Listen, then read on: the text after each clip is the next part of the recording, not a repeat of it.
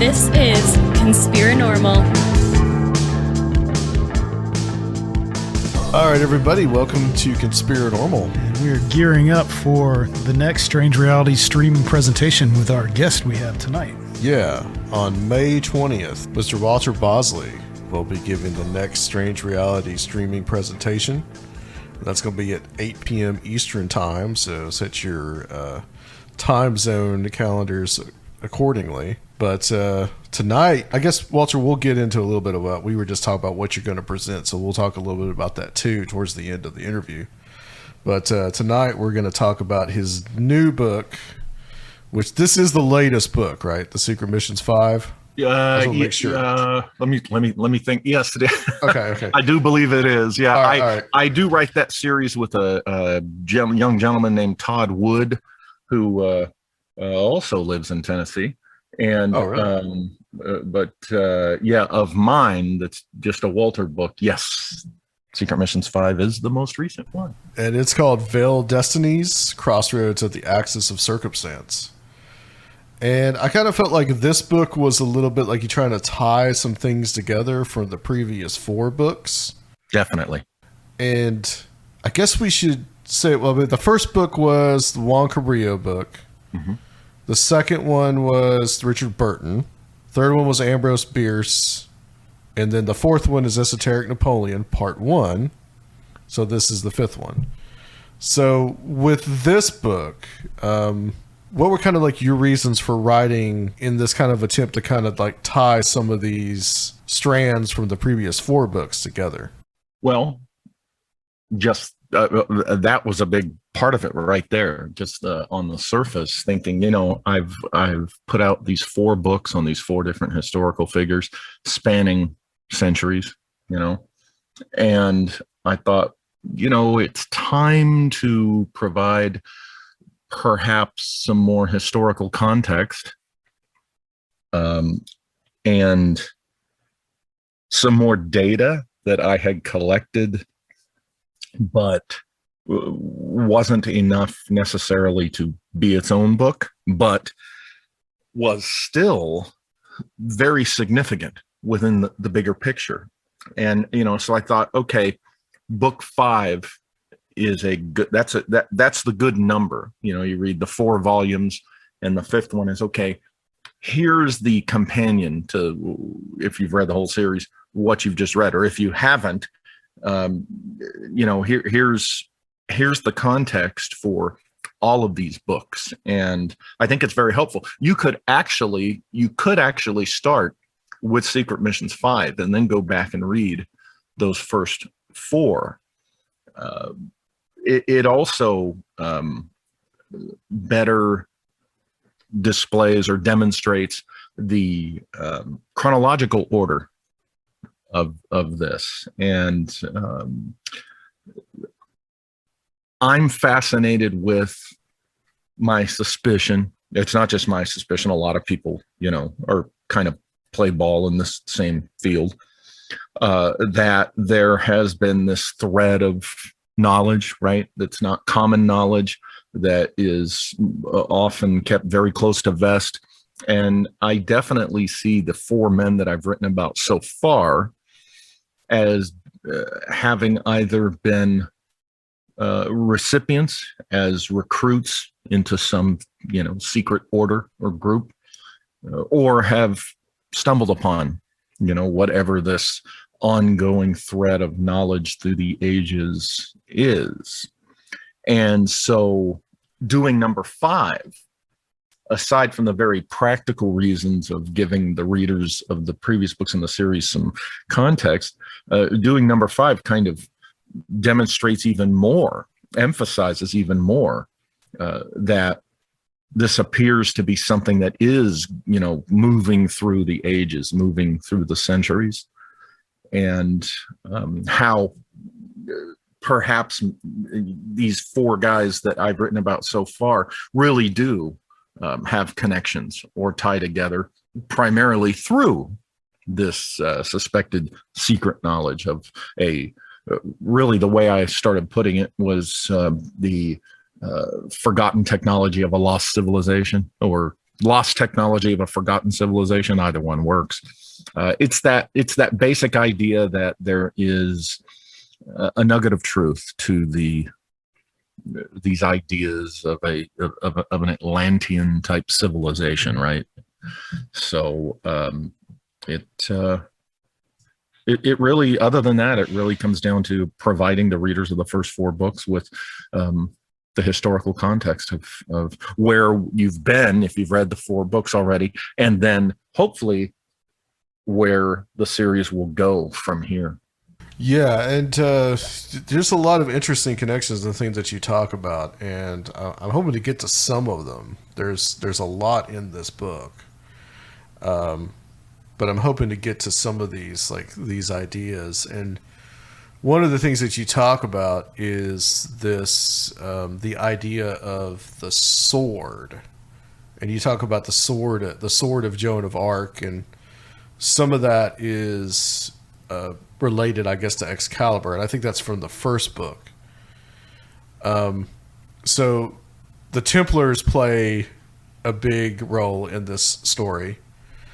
Can you go over that just like real quick about how the Templars enter into this? Sure. Within the hypothesis that I'm writing about within the context of that first book, I'm very much a proponent of that long-time hypothesis that the Templars indeed had come to the Americas, both continents, prior, of course, obviously prior to Columbus. I'm very much, a proponent of that idea. I think there's definitely evidence of that. I'm convinced there personally, and therefore I'm a proponent of Columbus having had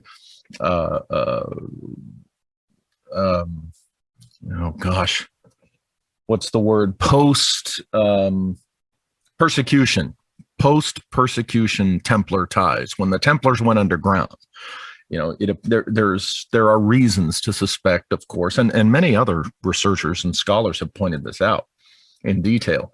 I'm a proponent of that idea, and not just Columbus, other explorers, some of whom I talk about in this very book. So I'm coming from that milieu. I'm a proponent of that, a fan of those ideas. And it's my suspicion, as the first book goes into, that you have to start with this idea of the lost technology of a forgotten civilization. Okay, at one point, human civilization had advanced to a level, and then for whatever reason, be it natural cataclysm mixed with, political wrongdoings and war and stuff like that, there was a fall. Okay, and so human civilization after that has been trying to reattain that level and go beyond it, of course. Now, sometimes people get tripped up with the word technology. These days, you say technology, and they think wires and digital and the kind of stuff we deal with, when actually blacksmithing is a technology, right? And so when we talk about advanced blacksmithing ideas, methods and such, what we'd be talking about are things that certainly in the medieval era they could do, but if they had the knowledge that forgotten civilization had, they would know little extra things to do that in the blacksmithing of weapons or armor would take it way beyond the level at which they're functioning at in the medieval era. Case in point, the Joan of Arc sword. Now, why do I think the Joan of Arc sword might be this? You got to look at the lore, which is what I do in the first book, the lore and the history. We know Joan of Arc, historical figure. And then we have the lore, Charles Martel. I'm sorry, Charles Martel, long before Joan of Arc. He's a historical figure. We know that he went up against an invading Oh boy, where were they from? Sorry, doing a brain dump. The Eastern invaders from the Persian invaders, Muslim invaders. Yeah, I guess mostly Moors. Yeah, at that point. Yeah, I'm sorry. Yeah, Right. the Moors, the Muslim invaders, and they were about to just really overtake Europe, as we know. And Charles Martel is one of those. He's French, of course, who's known in history for repelling them. Well, what's really fun about the Charles Martel issue when he goes up against them and defeats a much larger army is it's almost a comedy of errors. When you read both sides' accounts, the European account and even the Eastern account, the Muslim account, you realize it really was a comedy of errors in a way that the French were able to repel them. But repel them they did. Now, what's interesting is there's this little story in there. Martel was known to have carried a particular sword, and the story is that a meteorite fell nearby the night before the battle. This is the legend. And Martel grabs a couple of men and his blacksmith, his sword maker, specifically his weaponsmith, and they go out there, they retrieve that meteorite, and his personal weaponsmith forges a sword for him from the meteorite, which is played up as a gift from God, this night before Europe is going to be destroyed if it's not for Charles Martel, the hammer. And he, of course, goes on to victory the next day. It's a surprise and upset and such. And then afterwards, he takes the sword, according to the story, and he buries it behind the altar of the Church of St. Catherine at, I'm not pronouncing it right, Firebois. Okay, Firebois or Firebois. Now that St. Catherine, and here's where it further more deeply intrigued me. That St. Catherine is indeed St. Catherine of Alexandria, or St. Catherine of the Wheel, who, as you know, if you've read Empire of the Wheel 1 and heard me talk about this ad nauseum, is proven to be Hecate. Right. Now here's the thing. Skip ahead some centuries, and you have Joan of Arc, who's hearing voices, and she's claiming, believing to be communicating with three saints. The primary one being our friend Saint Catherine of Alexandria, or the goddess Hecate. And Hecate is appearing as Saint Catherine to Joan and instructs Joan to go to the church dedicated to herself, Saint Catherine, and tells her about the sword behind the altar. And the story is that Joan digs up the sword and, cleans it up real good. And this is the sword that she subsequently begins carrying into battle. And of course, she and whoever follows her are never defeated, in the battles that she has that sword. Now, in the battle in which she was captured finally, she's not carrying that sword. It's kind of like a parallel to like the Ark of the Covenant in a way, Yeah. Oh yeah. So and during her trial, and I go into more detail in the book, but during her trial, here's the fascinating thing: the transcripts of Joan of Arc's trial is people might not know. This is all documented. You can read this stuff. You can find it in history books. It's fascinating. And you see pretty quickly they obsessed. Now, remember, the British were behind the church tribunal of Joan of Arc. The British were pushing for that, the English. And they were obsessed with where that sword was. And so that's where I began to wonder, wait a minute. We have Charles Martel, a meteorite falls from the sky from which he fashions a sword, right? And then we have Joan of Arc, who's told by this female entity to go dig up the sword. And if she carries it, she'll be undefeated in battle, which as long as she's carrying it, she is. And then, she's captured.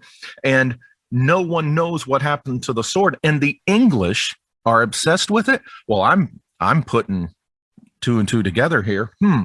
A sword drawn from a meteorite. What is a meteorite but a stone? A sword from a stone, a female entity, spirit being, goddess, if you will, leading warrior leaders to use this sword and be invincible in battle.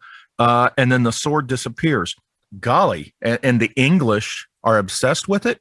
Well, why wouldn't they be? It's got all the factors of the legend of King Arthur and Excalibur right there, and so I'm thinking, well, what if the nugget of truth to the whole story of Excalibur is what we see demonstrated in the Charles Martel story?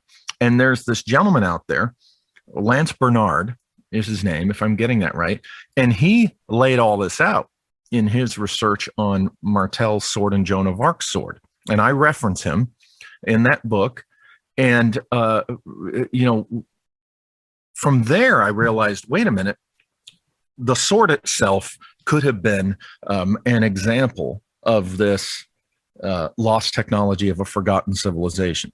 Whoever and whatever Hecate is, or whatever role this figure played, the rest of the story looks completely like an advanced understanding of working iron and working weaponsmithing. And of course, I do further analysis and point out that there's a part in the book where the 12 seats of the round table could actually represent the 12 mineral elements that go into making the sword. Okay. And what could have been going on here was, amid all the lore, is that actually somebody with knowledge of this lost technology of a forgotten civilization knew the secret of fashioning this very special weapon, okay, that had very interesting properties. Now, when you look at the Arthurian legend, who among Arthur's court might have known about this lost technology of forgotten civilization? Whoever became the guy we call Merlin, right? We do have this character Merlin who had all this knowledge. Well, what is Merlin, on a realistic level, but a hermeticist, an alchemist, right? Mm-hmm.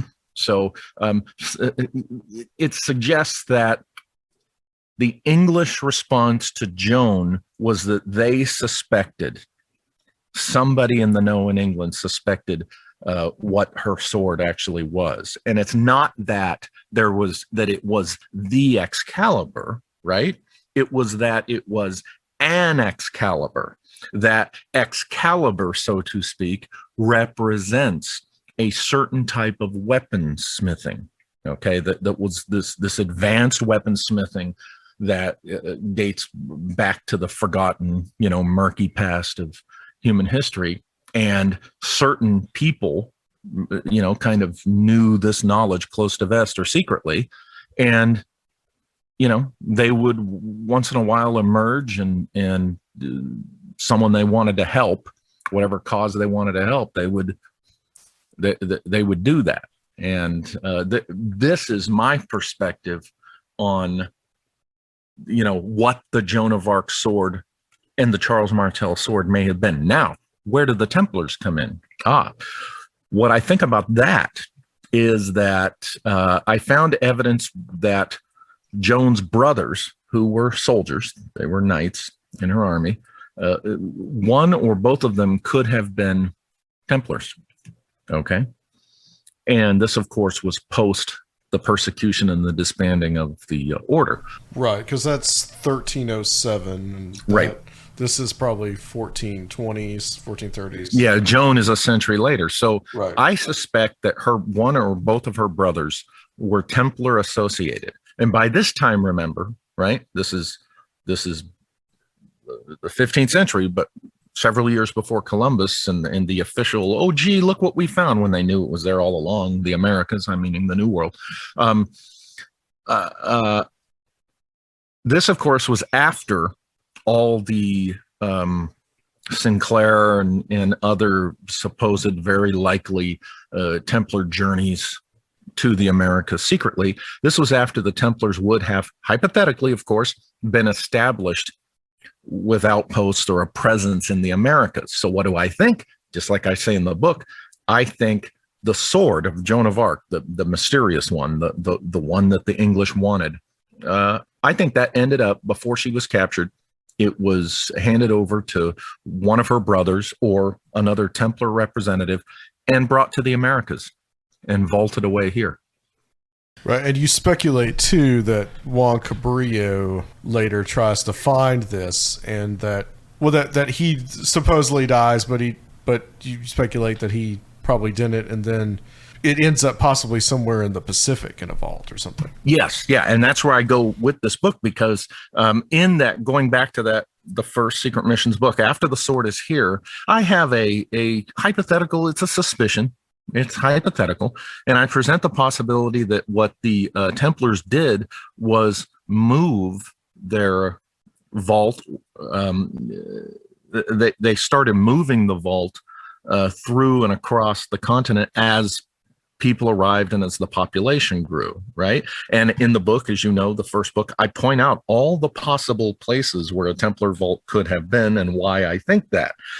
Ultimately, I think that the Templar vault, again, I emphasize the word think, this is hypothetical, but I have my reasons for suspecting that that Templar vault, after being in South Mountain in Phoenix, very possibly, it ended up in Mount Rubidoux, which is right here in downtown Inland Empire, downtown Riverside, California. Okay.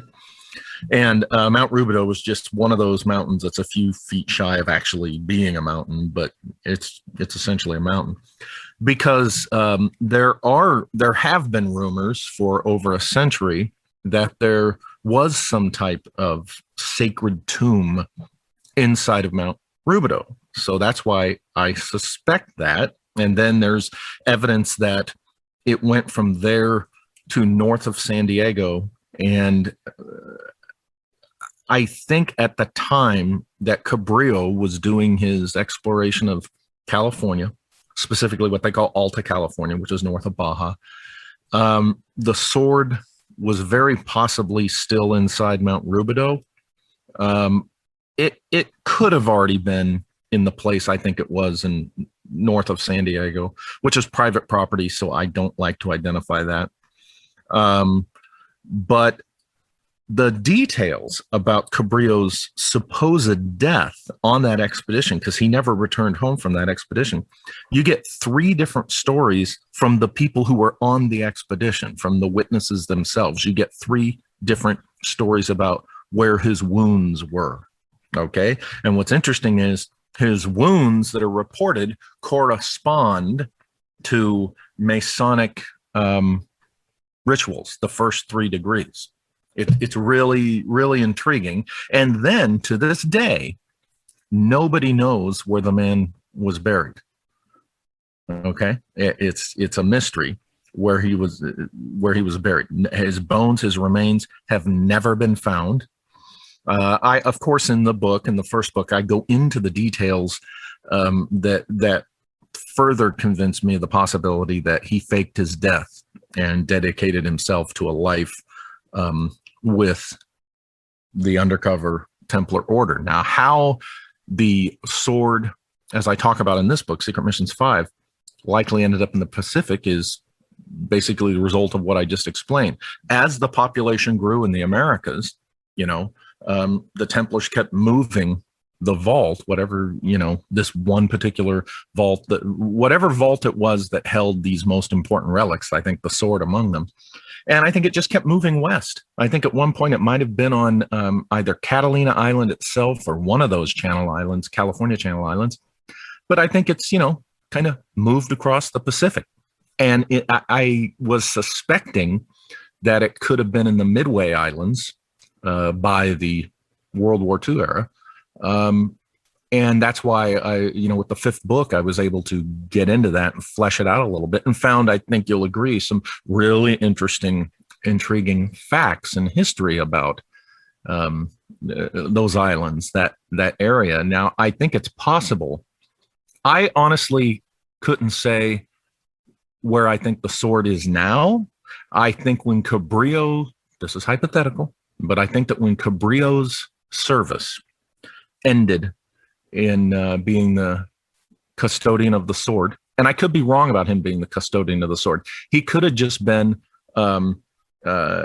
faked his death, became knighted as a Templar, and his job was to just go retrieve the sword from Mount Rubidoux here in Riverside and take it to the next location, and then he was done. Off he went to, whatever. But whatever that case was within my hypothesis, what I do think is that he continued across the Pacific and ended up in Japan. I think that ultimately there's a good chance that we would find Juan Cabrillo's remains in Japan, because one of the little interesting tidbits is that the year, I believe it was the year he, allegedly dies and disappears.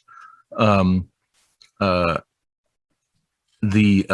he was a Portuguese in the service of Spain. All right. You speculate that he might have been Cabral's son. Yes. Oh, yeah. I think he was. Well, Cabrillo is a diminutive, right? It can be. Yeah. Absolutely. Yeah. The ILLO especially. And I go into the book why I think he was Pedro Cabral's son, which is some of the most fascinating research in the book, I think. But here's the thing. The year that he disappears from history is the year that the Portuguese suddenly up and make a trade deal with Japan. Yeah. They were the first European power to have any influence in Japan. Yeah. And I think that Juan Cabrillo had something to do with that undercover. I found and I'm still researching this. I'm kind of waiting for an answer. I put some stuff out. I didn't get them back, but I had to come out with the book. But there's a particular order over there, samurai order, because they exist. They have their modern, organizational existence. And I contacted their historian because this particular order, of the Minamoto clan, they were involved with a shrine to non-Japanese foreign samurai soldiers, kind of like what we would do with an unknown soldier thing. They had a shrine to non-Japanese samurais who had been knighted as samurais, and this goes back centuries, and I suspect that Juan Cabrillo was among those. That's really interesting, Walter. That's And I'd like to say real quick, if for those who haven't read the books or heard me talk about them, yes, these books, you don't necessarily have to be a fan of the other weird stuff that we and I like to talk about or write about. These books are chock full of historical research that I did as well. Right. And to me, that's what kind of turns me on about the whole series is, I have found something weird, strange, off deep within this historical context. So, but number 5 does get into more weird stuff than the previous 4 books do. Yeah, and one of those things that I wanted to ask you about, the Rennes-le-Chateau mystery. I mean, this is one, of course, from like Holy Blood, Holy Grail, that famous book, and you get into Nicolas Poussin, the painter, and about Acadia, and all this, and you say that there's probably more. There's a lot to that as well. That points to North America. Yeah, and remember, I said number 5 is kind of like here's a good word for number 5. It's the fulcrum. Okay, it gives you a context and a chronology of everything that's come before in the series, but then it gives you stuff of what's going to come. And the thing about Acadia and Nicolas Poussin and Rennes-le-Chateau and all that stuff we're talking about there, that is, I'm still in the early stages of figuring out what the heck that is about, because that has popped up in other parts of my research, other things that I've done, and it's real interesting stuff that I've only begun to scratch the surface on, but definitely plays a part in the secret missions milieu that I've been looking at. So how does that fit in?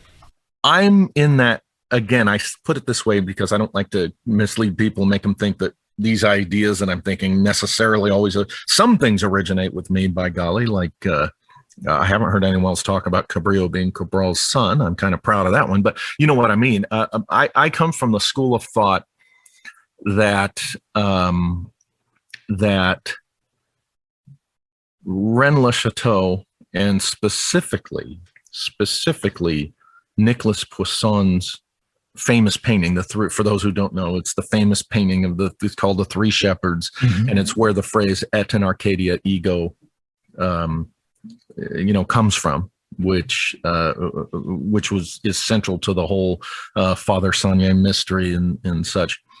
I come from that school of thought which suspects that Poussin was painting landscapes that are in the Americas, and that it's even possible that Da Vinci had done that too. I think it's possible that the landscape in the Mona Lisa could represent someplace in the Americas.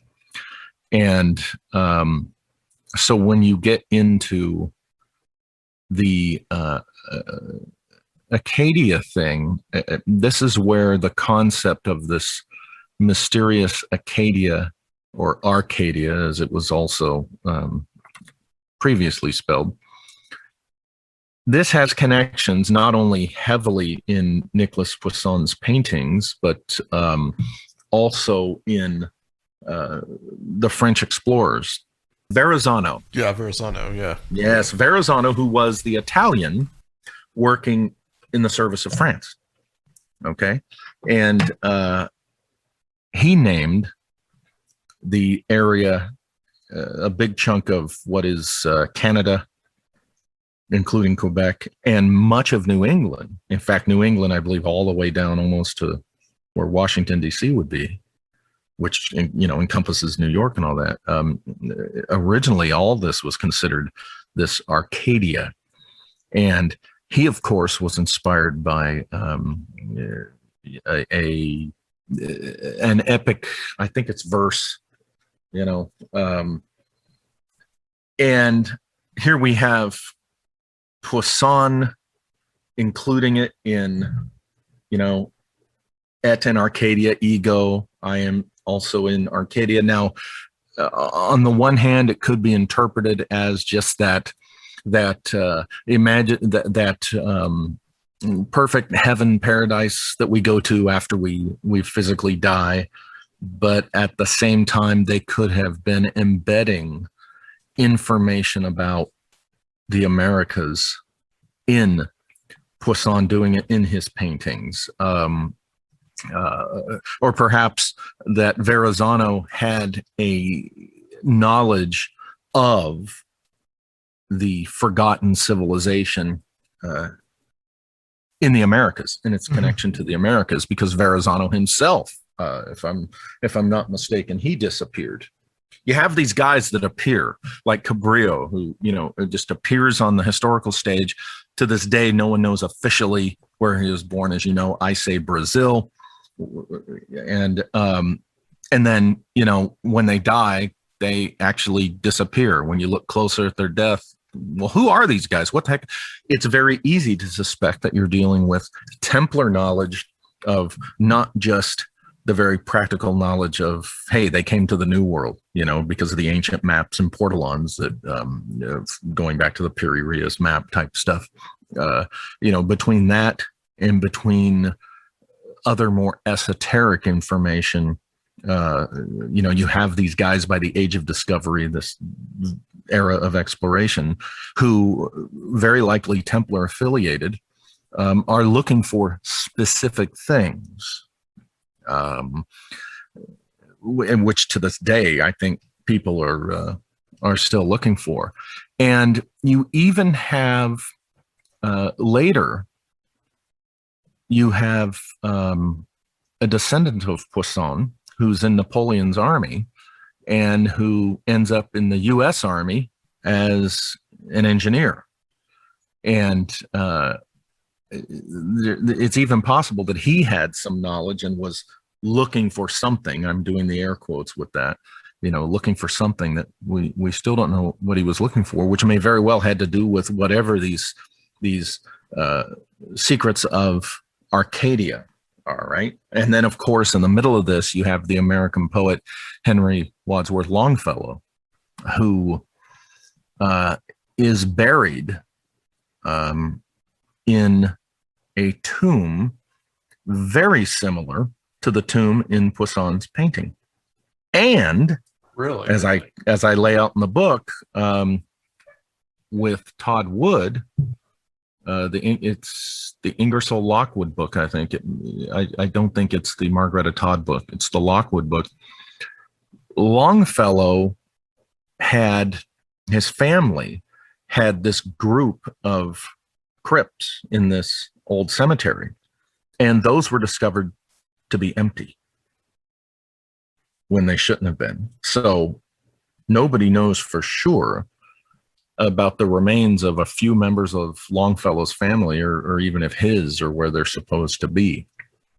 And part of this now gets into the territory that I'm still doing research on and still trying to figure out. Longfellow, as it turns out, he seemed to be embedding certain esoteric secrets and information in some of his works, and apparently in his tomb. His tomb has, it's called a horned tomb, and at the corner of each are these horns, which, some scholars far beyond myself have indicated to me that has some type of esoteric meaning. And it's all very possible in my mind that what Father Saunière actually found might not have had so much to do with, the alleged marriage between Jesus Christ and Mary Magdalene, as something to do perhaps with the Merovingian dynasty, which might have more to do possibly with Joan of Arc, but even more possibly with Napoleon Bonaparte. Yeah, I think so too. I think that it had much more to do with the Merovingian stuff. That the whole Jesus bloodline stuff, that came from the authors of Holy Blood, Holy Grail. Yeah, they're kind of Johnny-come-latelys. And that didn't really come from the so-called Priory of Sion. In fact, whenever it has become canon, but it really isn't from the canon of the mystery. Whenever the authors of Holy Blood, Holy Grail talked to the Priory of Sion, which was a modern day thing, this big hoax, but then you ask yourself, well, why go through this elaborate hoax? That's the other question. They were surprised that they'd even brought up the whole Jesus bloodline thing. Yeah, because people would say, well, then Walter and you guys, why would it be such a secret? Well, think about this. What if Saunière had discovered that this guy, who had been vilified and demonized from the start because the persnickety little British of the British Empire were all scared and jealous because a Frenchman was beating them at their own domination game. You guys know what I think and feel about the whole Napoleon thing. I'm an admirer.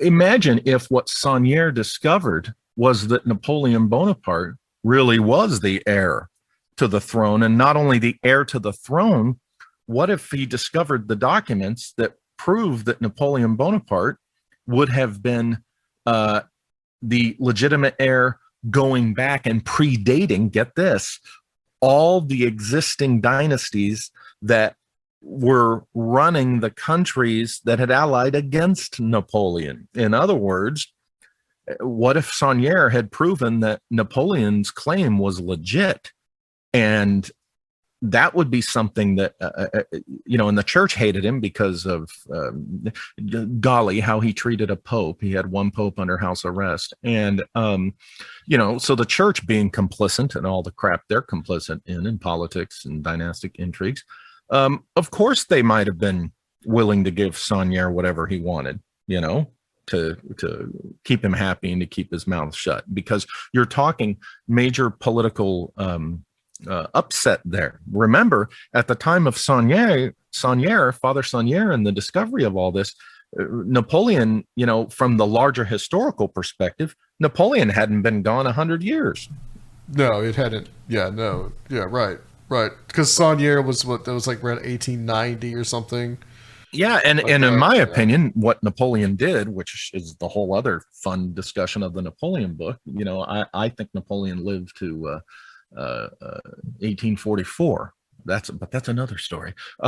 So think about it. Napoleon would have only been actually dead for half a century at the time Saunier discovered this. So this would have been a big enough deal to these people to. Oops, sorry.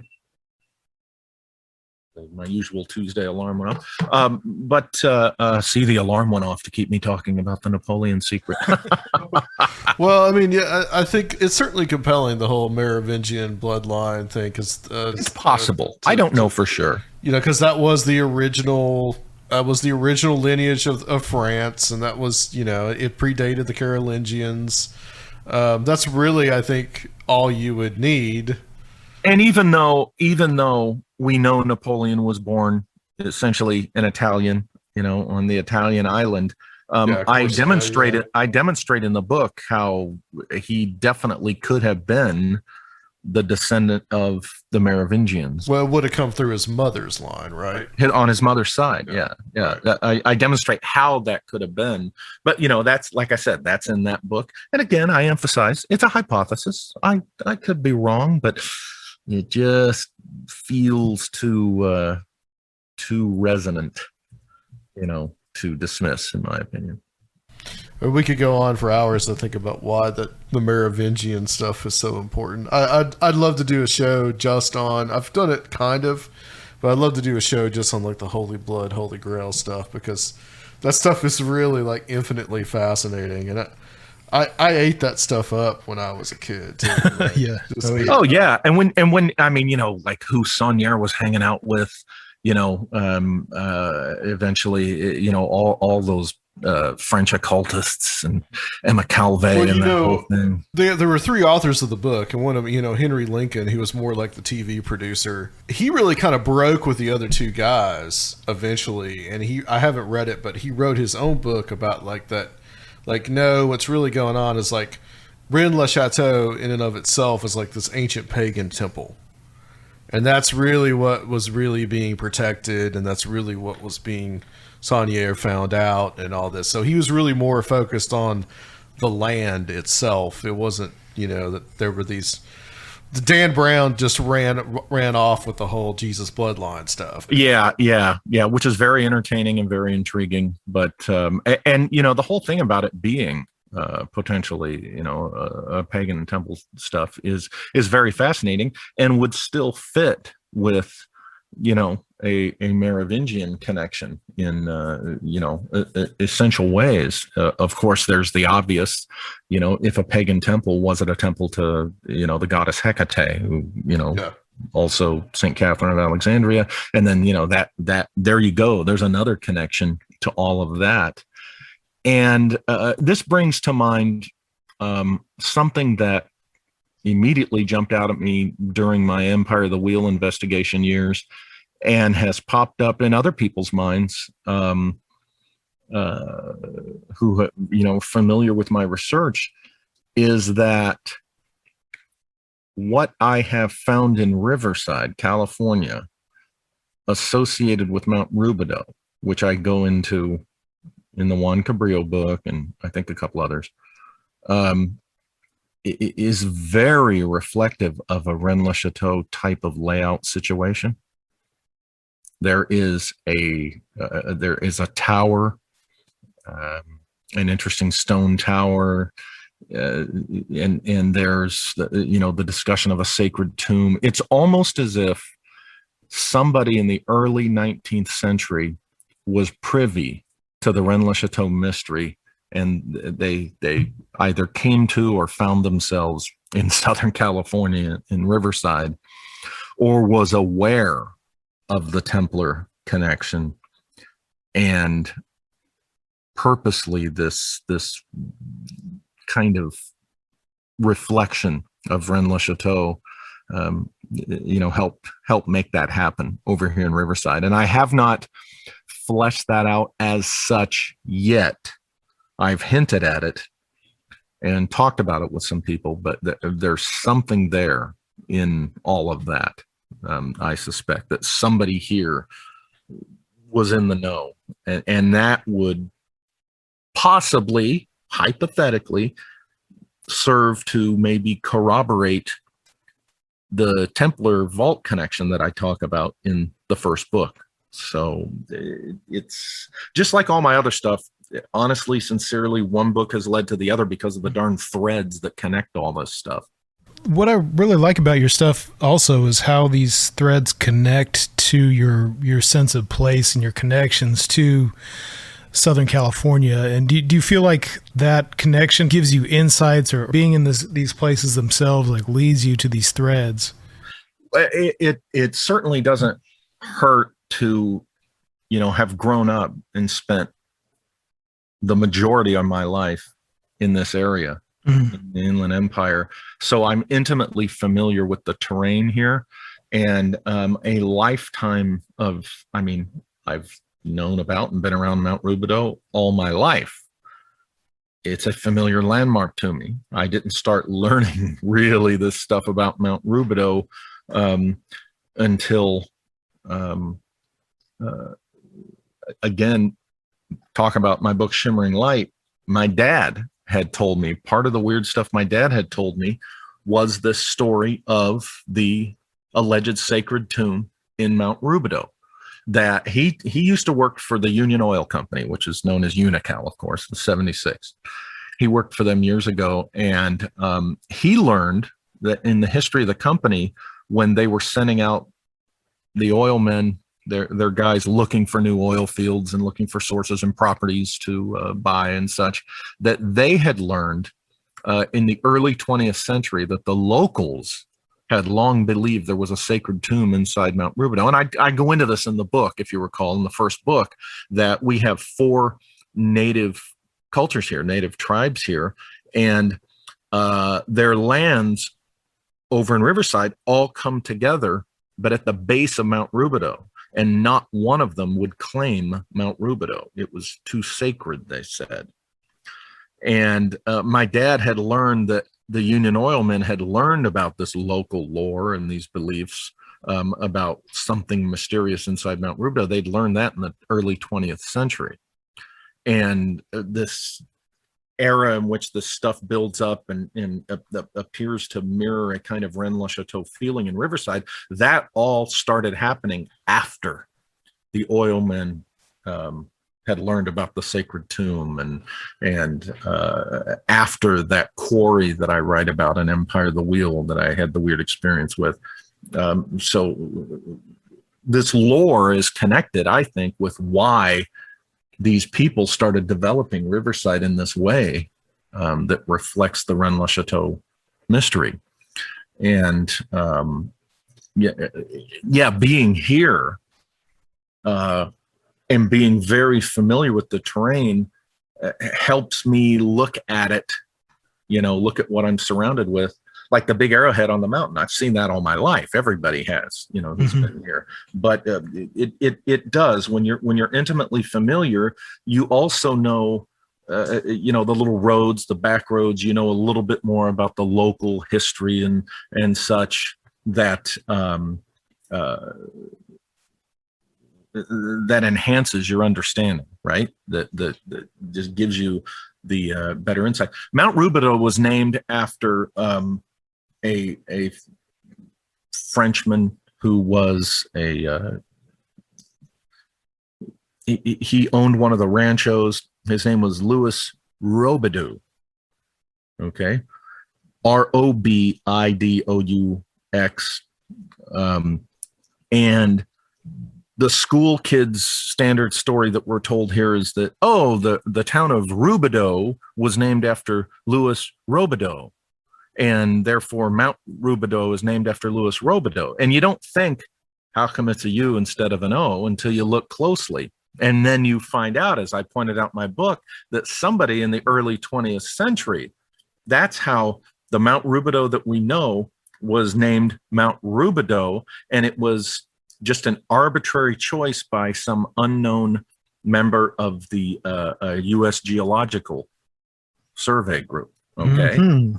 And of course, as you know, in the first book, I break down the significance of that and how it very possibly connects directly to Rennes-le-Château, specifically the region where Rennes-le-Château is. And I identify why. So the suspicion is this is Southern California. The Spanish settled this area, right? You don't think of it as a place of French influence, but interestingly enough, you had this Frenchman, Louis Robideau, French-American guy who was here. You have, in the Empire of the Will mystery, you have victim number 2 is Isidore Jassot, a French, a man of French origin who was a trapper and well-known trapper and miner in the area here. So you have to ask yourself, and you had, here's what's interesting. Think of the whole Joan of Arc sword thing and the Excalibur connection. I didn't know this until the Empire of the Will mystery started unfolding itself, and I started digging into the history. I didn't know there was a British expatriate community. It's been there in Riverside since the 1880s. And it was a British company that owned the mysterious quarry that I found. So you have, I'm told on the one hand from one source that there's an alleged sacred tomb or vault or something inside Mount Rubidoux.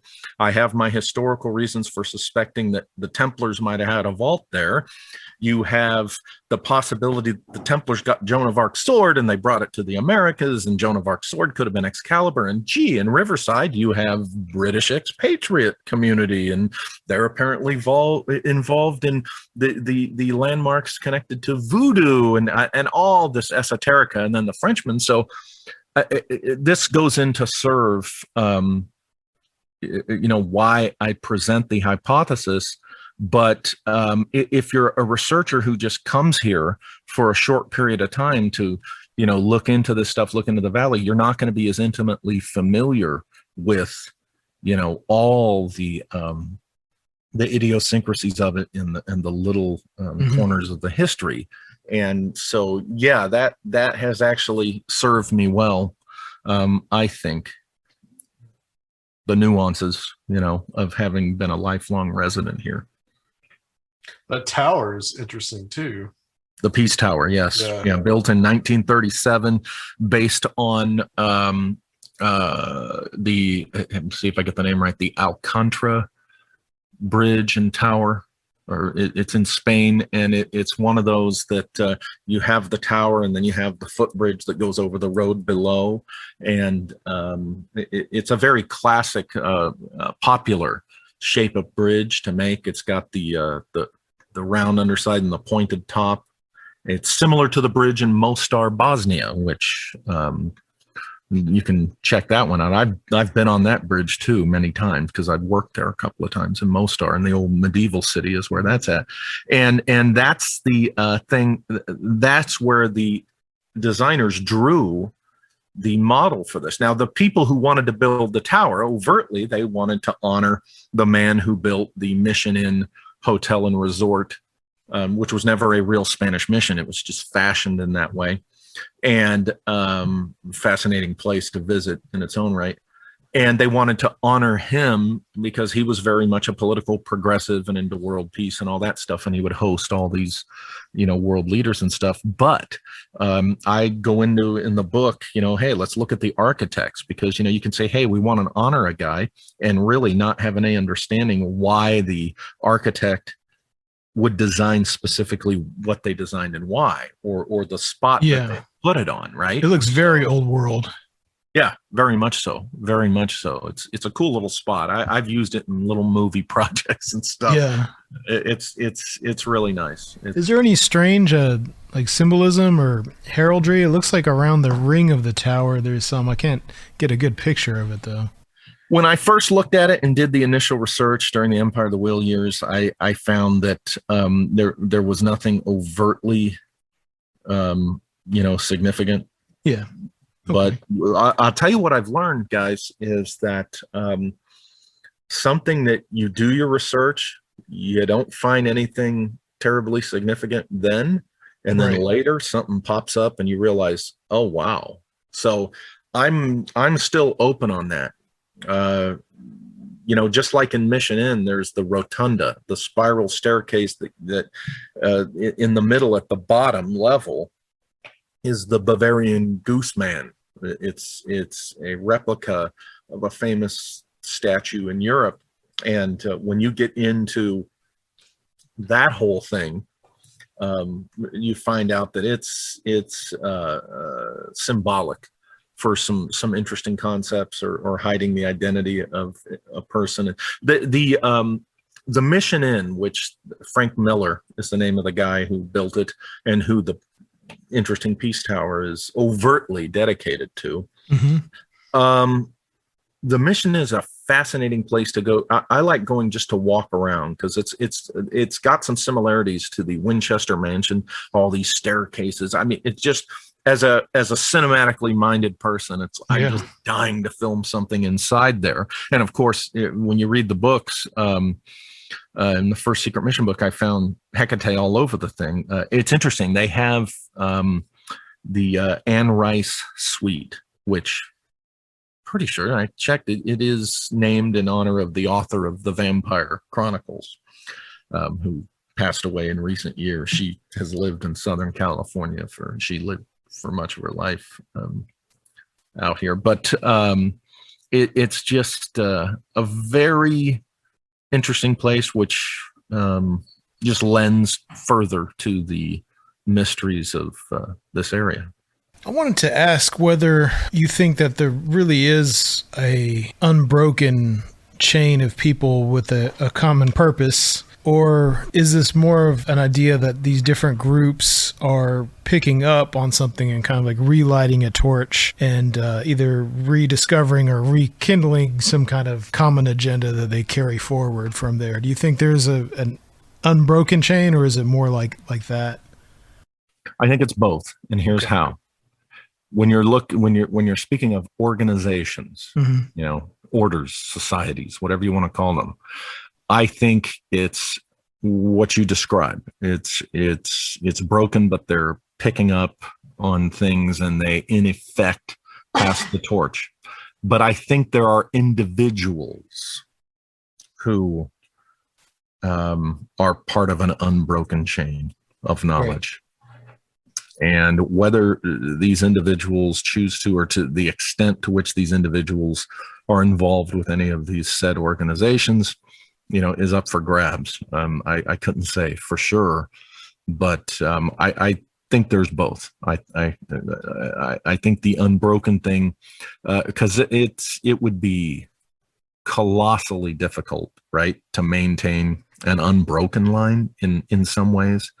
So the easiest way to do that is to keep it in small, very small numbers. But think about how potentially dangerous possessing that kind of knowledge would be to that individual. Right. Because quite frankly, you have power mad human beings, who see their vision as right for everyone else. And, or whether it's right for everyone else, it's right for them and what they want, or groups, what have you.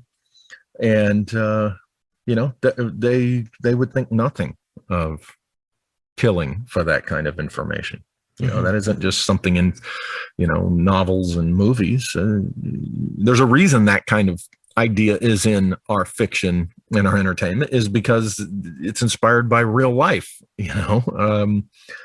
so that would be incredibly dangerous information to have. So naturally it would be close to vest and maybe only hinted at to societies once it's deemed by that individual that they agree with the philosophical pursuits or the character of that society. So then they're willing to nudge them forward. Now, there is the possibility, because we do have in history these legends of, the mysterious stranger that would show up on the shores and teach a particular culture or civilization, advanced agriculture and advanced weapons making and advanced this, that, or the other, and then they would go off. Now, this might be these individuals that I suggested could be the unbroken line. This could be where those stories have come from. That they might be consciously, dropping little pebbles in the waters of human civilization as time goes on to advance human civilization to whatever agenda they're serving. So, but as far as for certain, I don't know. I nobody knows unless you're part of that unbroken chain, and I think that's how it works. I think those outside the unbroken chain never know for sure. I'm real fascinated by this idea that legends can contain instructions, like you were hinting at, could possibly contain instructions for even creating technology or things like that. And as it relates specifically to the West and the history of the American West, treasure lore. Do you think treasure lore has similar either instructions or has a repository of some of these threads that you're pulling on that could be found within some of these treasure legends? What I've gleaned from the treasure legends, to the extent that I've jumped in on them, and I have had to do that, a little bit of that, of course, with what we're talking about with Templar vault issues and stuff, and Mysteries of the Southwest. And I do in Secret Missions 5, of course, I talk about a little bit of that. To the extent that I know about it, I definitely think that it's not so much that there is a treasure of riches, right? Material treasures, but that they might be pointing out secrets of the geography, of course, secrets of the past. So it's more of a wealth of knowledge. Now, in some instances, it could be that someone did stumble upon a cache of, some forgotten little treasure, so to speak, a forgotten stash of gold, or forgotten whatever kind of valuables, or where a mother lode of a particular valuable mineral might be. But, gold, of course, is the first one we think of. So in that regard, I do think that these point to a more mundane but potentially valuable truth, or secret, or I'm losing the word. Like an inner truth kind of thing. Well, there's that too. Yeah, there's that too. But it could be the very practical, just, hey, like take in Secret Missions 5, the book we're talking about, where you get into the legends of Calafia, Queen of the Amazons. And I lay out I point out in the book some of the evidence that California, what we call California today, where I'm living here, could indeed, in long forgotten ancient times, have been the realm of a now lost kingdom or civilization. Well, that's actually on my list of stuff to ask you, is about this novel called Esplandian. This is something I've never heard of, and kind of like a precursor to that, because I think it fits in. You talk about the Fourth Crusade. That's the crusade that sacks Constantinople, and the possibility that some of this knowledge are these maps. The Templars find these, and they're maps to like actual new world. Yeah. Yeah, well, they get their hands on them through very, very likely. I like to say likely because I think it's very convincing what happened with the Fourth Crusade. Others before me have demonstrated far better the things that happened with Western Europe, and then how, golly, here's this, the Americas and on and so forth, that show that okay, something was found during that Fourth Crusade. And I believe I'm wanting to get it right, but I think Montalvo is the name of the author of Right. Yeah. Right. And that was the fourth or fifth actual story in the series that he's writing. And in all of that, it talks about how this Queen of the Amazons and her army end up being involved with the assault in the Fourth Crusade, the assault on Constantinople, when all of this allegedly happened. And it talks about her coming, her and her army coming from a far land, which, your materialist historians say, oh yeah, it was North Africa. Well, no, you don't know that for sure, according to, what is said. And then some of the things discussed in the story, like the flying battle griffins and all that, as I point out in the book, there are things pointed out in that story of Splendidon, about Calafia, about her kingdom, about some of the animals, including the griffins, the giant bird creatures, that could be exaggerations or clues to of what was in California, right? I point out that the condor, for example, this back then especially, wow, look at this giant bird from the prehistoric era, as we would call it. That could have been what the so-called griffins of this story were alluding to. And so it's interesting how Montalvo comes out with this book around the time that the New World is opened. Okay, as Europe, Spain's leading up to that whole. I do think it was a charade that Columbus and all of them, pulled off. It was this big staged event. Oh, look, the Americas, when they knew damn well it was there. Yeah, I think that's entirely possible that this could have been a place of refuge for certain groups and certain people. Sure. Or a place of wealth and dating back to the Phoenicians, as some people have pointed out. I still personally think Columbus didn't know what he found, but that's just my personal opinion. Oh, really? Oh, wow. That's quaint. Because I do think he understood what he found, but more importantly, they decided that they had reached the point where to truly exploit these new continents, they needed the manpower, right? And so therefore, it's time to open up the New World so we can have people flood in there. We'll get that manpower we need.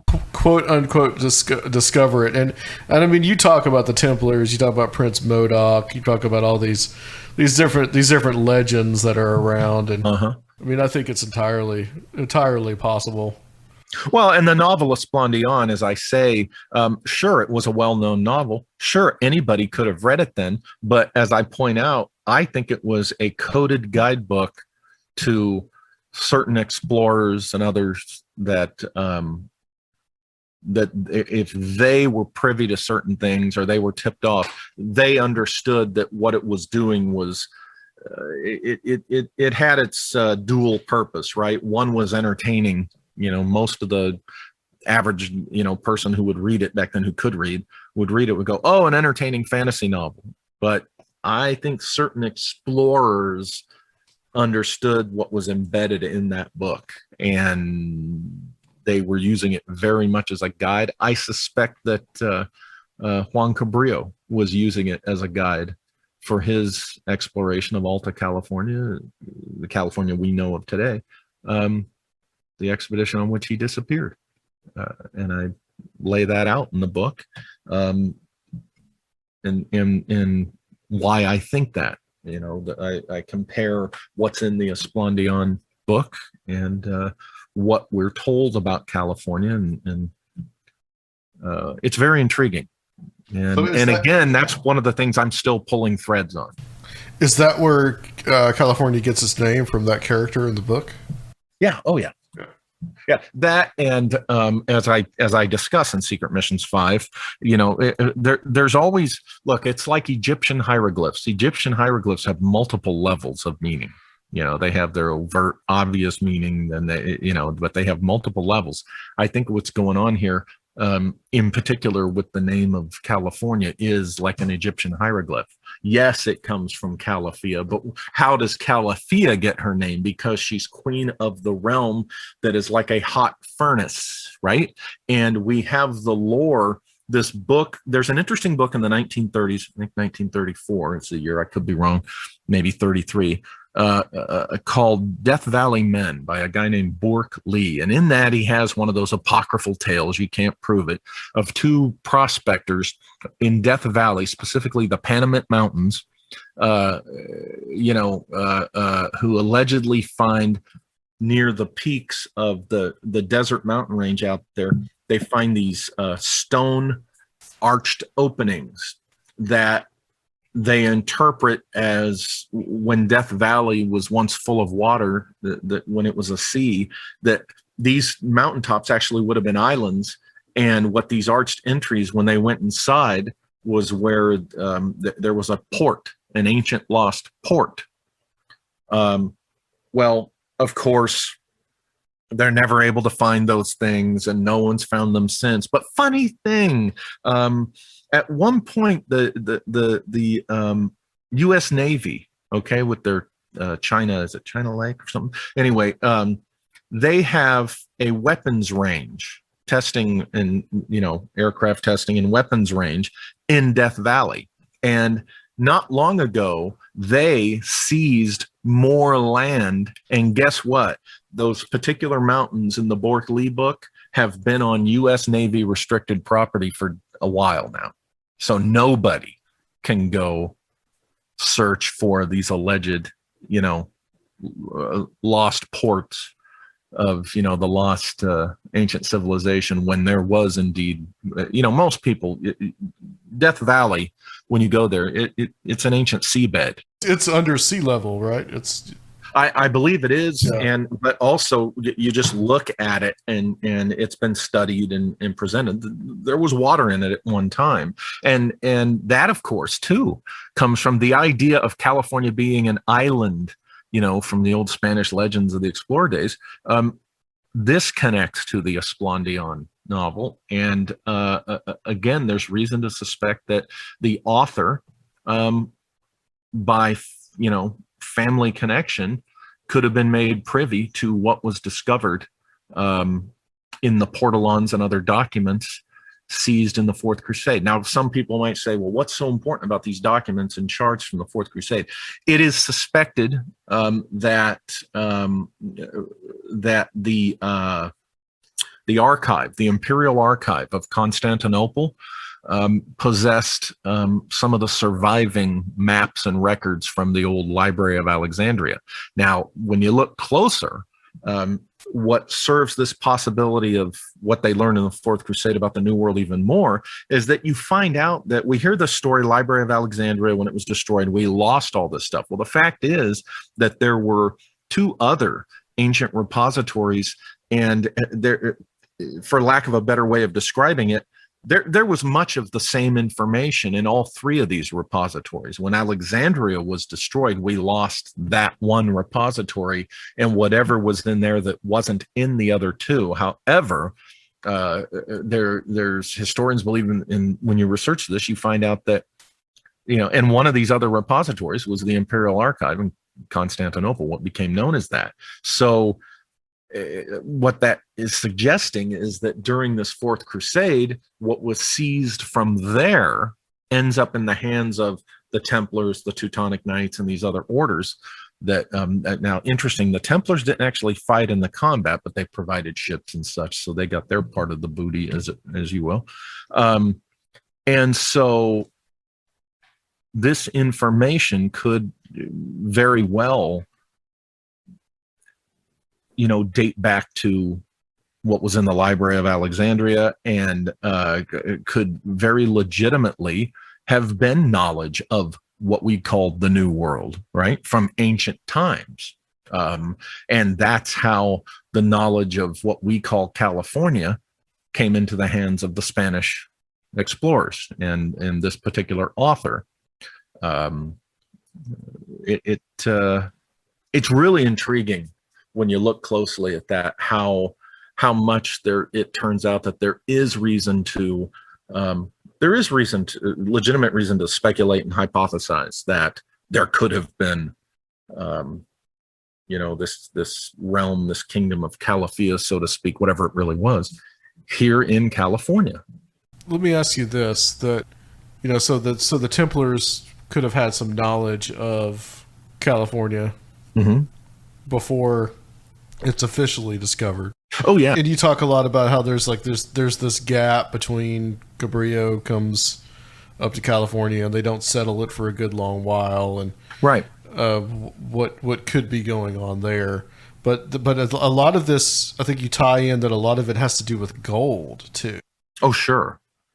Yeah. You're talking about, I'm sure your listeners are familiar with Sechery, the gentleman I've spoken of, and the author of a book titled The Handprint of Atlas.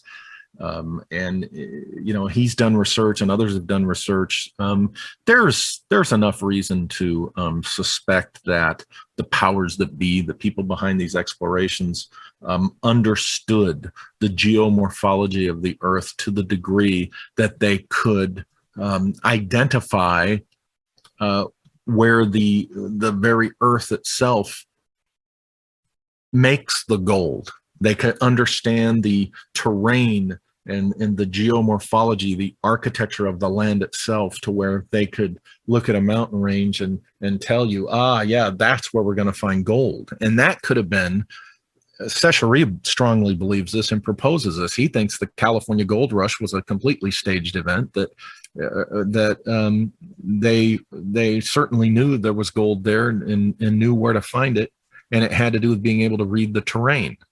And I do get into that in Secret Missions 5. I think that was very much a part of the Cabrillo expedition. They were looking for certain natural landmarks. Okay, we're talking about natural features here, and that the Hermeticists, specifically alchemists, they would have understood this, and this could have been some part of the knowledge that was seized in the Fourth Crusade. It could have been knowledge of, it could have been more details about, well, in ancient times, the Phoenicians, went to, what we would call North America, or King Solomon's miners, went to what we would call South America. They would see this in there, and the alchemists among them would look at this and they would understand, oh, okay, we need to go across that ocean, and we need to look for this type of terrain. And you know what? I understand why we need to look for this type of terrain, right? So that would be embedded. It's like, okay, whoever Juan Cabrillo was really, really truly recruited by, commissioned by, to do what he was, because I do think he was doing, he was leading that Spanish expedition, but he had his deeper agenda. And I think whoever, if it was the Templars, if I'm right, I think they educated him, they briefed him and said, here's where you need to go. Here's where your guys need to go. Here's what they need to look for. This kind of landmark, that specific landmark and such. And as I suggest in Secret Missions 5, it's possible that Templar explorers themselves could have made it to California before the Spanish exploration era. And they could have reported back through Templar channels, and Cabrillo could have been briefed on, I know there's some people that don't like the word could have, or the phrase could have, but they need to go watch sports or something, because they're way too deep into the conversation that they're not interested in to begin with. But, that's one of my peeves.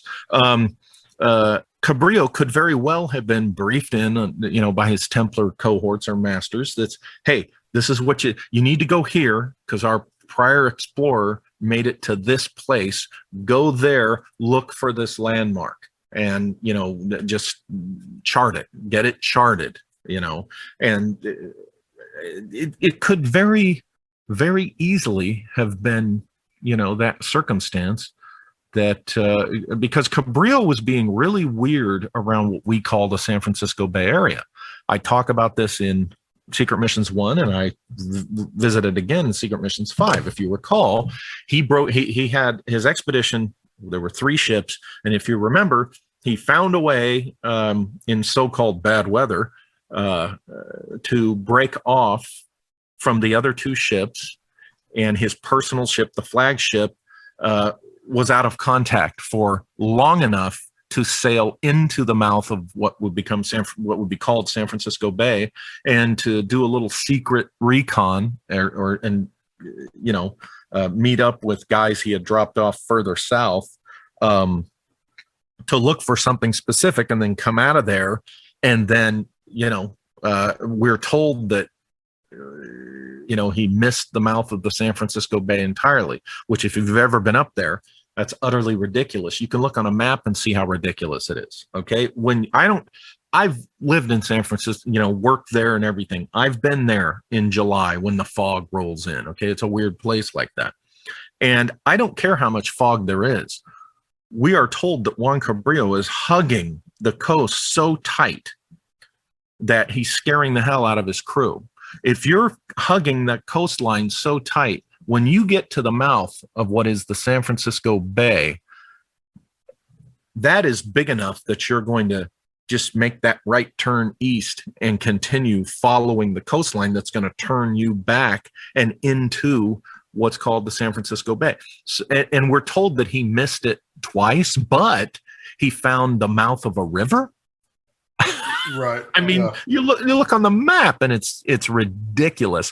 So I don't believe it at all. I think Cabrillo secretly did find the San Francisco Bay. He was looking for it. I think he had reason to know it was there, and did whatever he did looking around in there, and with his most trusted crew. Who officially discovered it? Was it Drake? Well, no, Drake is also suspected. But it's generally proposed that Drake found not exactly the San Francisco Bay, but a place just north of it, I think. So and that's what's called Drake's Bay. They call it today Drake's Bay because there are people that say, well, this is what Drake really found. But that's another guy. I think it's very possible that Drake found the same opening and did his secret thing. Because remember, my gosh, you got to read this book, The Secret Voyage of Sir Francis Drake. The author's name is Balfe. I reference the hell out of him in my books, BAWLF. You find out in the 1990s, some stuff was declassified. You find out that Drake was telling the truth in his lifetime. Drake was so pissed off at Queen Elizabeth because she would not allow it to be revealed that he and his men did not make a left turn at Oregon and go to Japan. No. They continued up the coast of what we call Oregon and Washington, up through the Yukon, up to what we call Alaska, and into what's called, the Anion Strait or whatever, and went into the Arctic Circle. Drake swore that he did that. And here's the interesting thing. He was openly pissed off at Elizabeth for not letting him officially, be able to claim that. He would give maps of what he claimed was his real expedition, and he'd autograph them for people. Now, what's interesting is the Queen and her minions did not have him beheaded. Think about that. I mean, if you even looked at her wrong back then, you could be beheaded. But what does that mean? What does that say? It suggests that she's like, okay, we're going to give him this one. We're going to let him run his mouth, but officially we're not going to. Because why would it have been a secret? The Northwest Passage. Back then, the Northwest Passage would have been a huge strategic advantage, right? So that's what they were all looking for. But if Drake indeed had that secret voyage and made it into the Arctic Circle and stuff, why couldn't he have actually explored what we call the San Francisco Bay, and that have remained classified too, because he's looking for the right turn going east, right? And again, if you're going up that California coast, when you get to the mouth of the San Francisco Bay, it's big enough that you're going to, oh, look, this looks like that right turn east that we need. Maybe this is the Northwest Passage, right? So I don't believe that Drake missed it either. I think it was the strategic politics of the day, and not just the strategic politics, but the mineral resources demands and politics of the day that made this so secretive. So you would suspect that they knew the gold was there, and when Fremont comes in and takes California, yeah, oh boy, during the Mexican War, yeah, that the whole Sutter's Fort thing, the discovery that's kind of like a setup, and that they knew that gold was there, because it was rather fortuitous. Oh, yeah, it was just and Sechery is the guy that turned me onto this and lays it all out and talks about it in the handprint of Atlas, and I find it convincing. Yeah, I think they knew that there was going to be gold there, and I think Fremont had something to do with confirming it. And boy, what a jerk that guy. I mean, the crap that he and those guys did in stirring up untrue things, and in the murder of some of the natives that went on. Was there some symbolism you mentioned too with the Bear Flag Republic? Yeah, off the top of my head, because it's been last summer, I think, since I came out with this. Yeah, it might be, you just read the book recently. The specifics might be more fresh in your mind, but here's an interesting thing that I didn't go as deep into as I wanted to, and I might pull that thread again in another book. But what's interesting is look at the California state flag. You've got it white with the red stripe at the bottom and black letters. Well, these are colors associated with the Templars, as well as Atlantis. I find that interesting. But yeah, when you get into, it's unfortunate that the American seizing of California has its murky parts. That wow, and Fremont was there's no other way to put it. He was the SOB behind that, and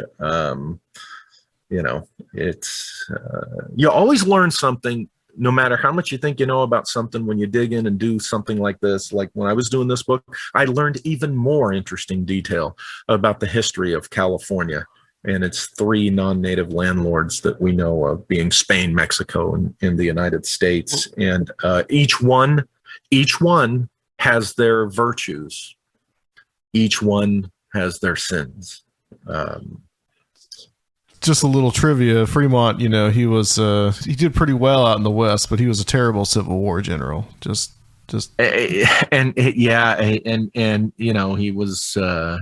gosh, yeah.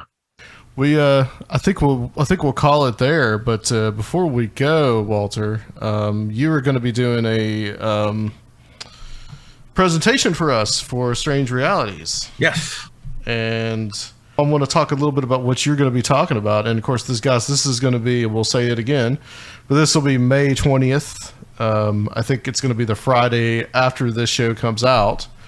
So this will be May 20th at 8 p.m. Let's just kind of briefly just say what you're going to talk about.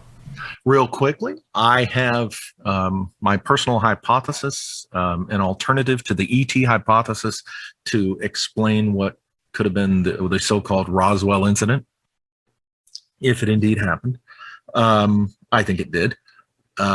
This grew out of research I was doing for one of my books, a book titled Shimmering Light, in which I was investigating and exploring a story my dad had told me for over the course of 4 decades before he died.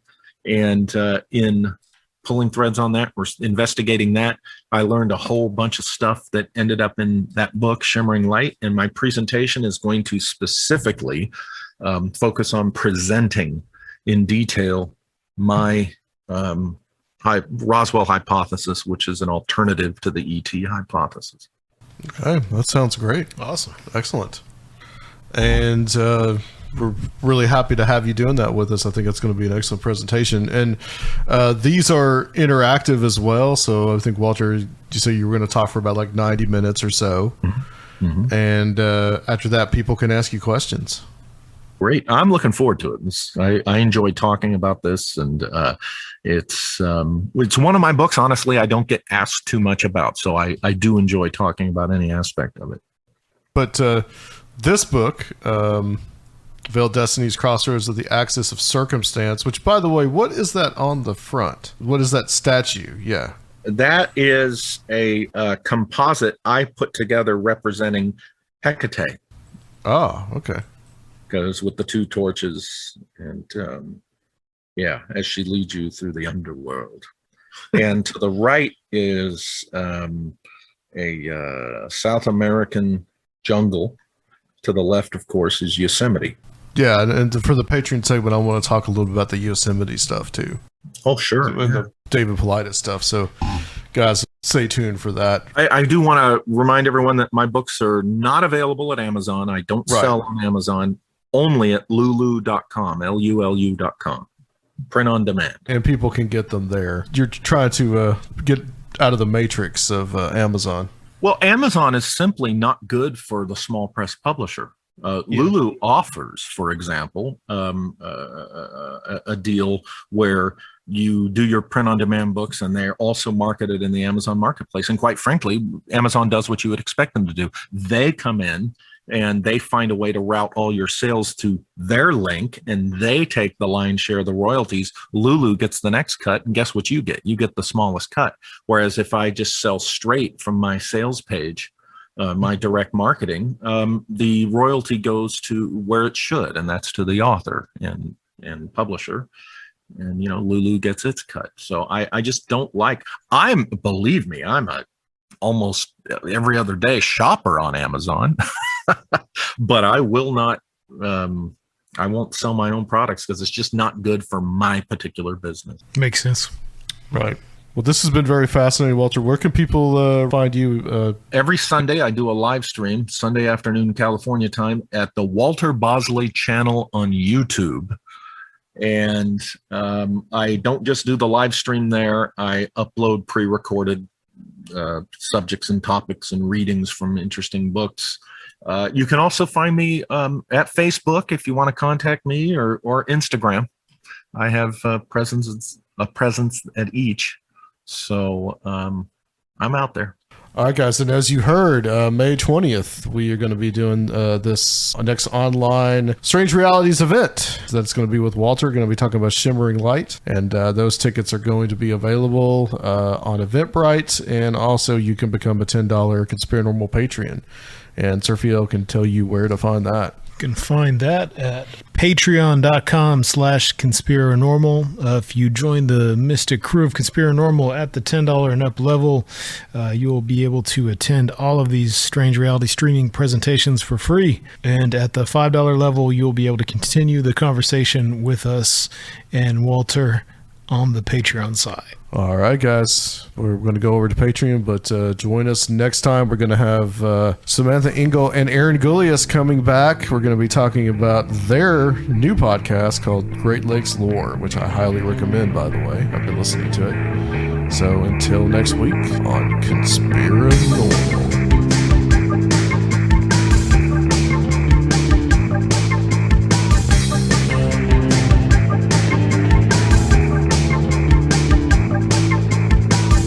If you would like to help the show, please consider becoming a Patreon at www.patreon.com/Conspirinormal, or leave a one-time donation at Conspirinormal.com. And please check out our YouTube channel, Conspirinormal Podcast.